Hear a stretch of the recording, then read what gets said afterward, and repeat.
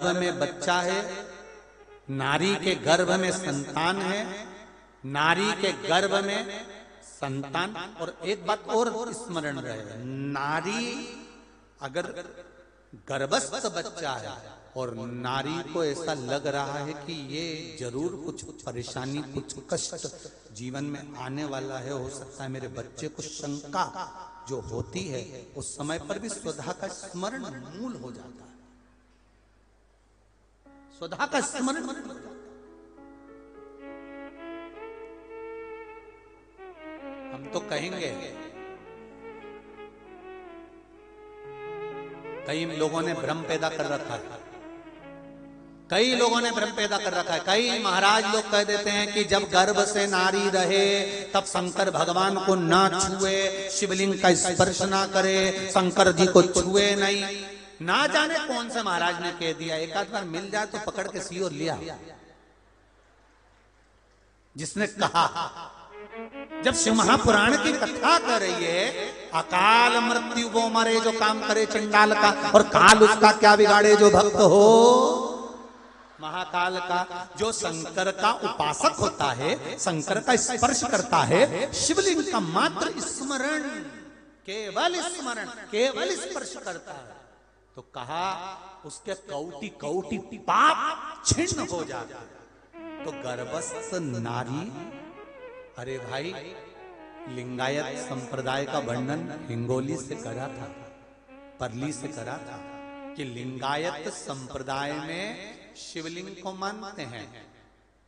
बच्चा गर्भ से जन्म लेता है, मां जब तक बच्चे को दूध नहीं पिलाती, जब तक उसका गुरु मंत्र नहीं हो जाता। उसको लिंगायत संप्रदाय के संत आकर जब तक गुरु मंत्र नहीं दे देते, तब तक नारी उसको दूध तक नहीं पिलाती। यहां तक वर्णन, विचार करिए जरा।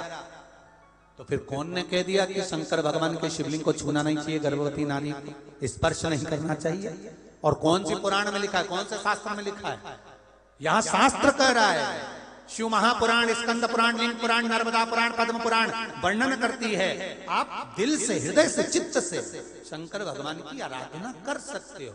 हाँ, नारी अगर गर्भस्थ बालक है और उसको चिंता है, बहुत टेंशन है, और उसके साथ शिव की आराधना कर रही है, तो बाबा के ऊपर एक बेलपत्र भी अगर वो चढ़ा रही है चावल के दाने के साथ, तो ये निश्चित है कि स्वधा उसके गर्भ की रक्षा करती है और बच्चा समाप्त नहीं हो सकता। ये निश्चित है। स्वधा तप करी, साधना करी, और तप साधना कर कर स्वधा के सम्मुख में 3 बेटियां प्रकट हो गई हैं। वो 3 बेटी है महाराज,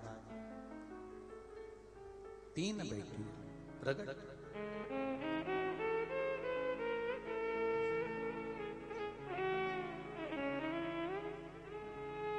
महाराज मैना, धन्या और कला, ये 3 बेटियों का प्रागट्य सम्मुख में हो गया। आप देखेंगे कल की कथा में कि मैना, धन्या, कला, इन तीनों के नाम से जिसको स्वप्न में सांप दिखते हो, मरे हुए व्यक्ति नजर आते हो, या घर में बार बार घात आ रही होती है, तो पितरों की 3 लड़कियां, मैना, धन्या और कला, इन तीनों के नाम से पीपल के पत्ते की बंदरवाल कैसे बांधी जाती है, जिससे घर में सांप भी नहीं निकलते, स्वप्न में सांप नहीं दिखते, और घर में कोई गलत कार्य नहीं होता।